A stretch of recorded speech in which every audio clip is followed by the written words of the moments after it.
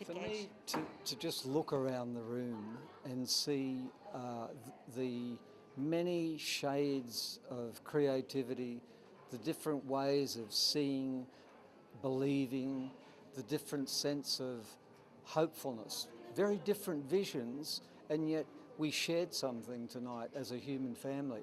These events are so important.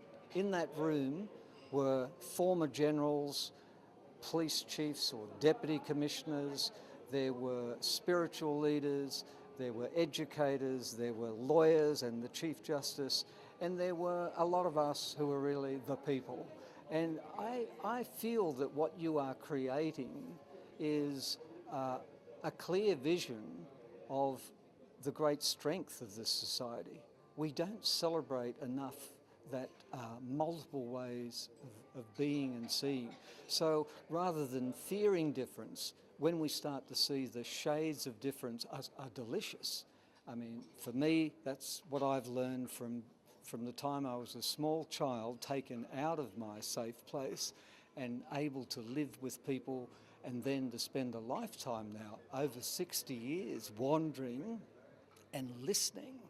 So tonight I listened carefully to all of those others who were honoured in their work, and the one thing I suppose I wanted to make sure everyone thought about is that it is Aboriginal people who invited us all here, who've been here far longer than any other civilisation anywhere else on earth, that unbroken Aboriginal story, and a reminder that their human rights, sadly, are our country's unfinished business.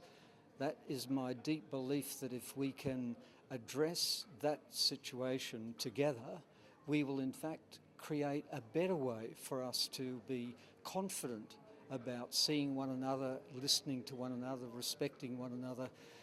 It happens naturally if we take the time to listen. If we think we know what the other person believes or is seeking, we often miss a very large and important part of the story.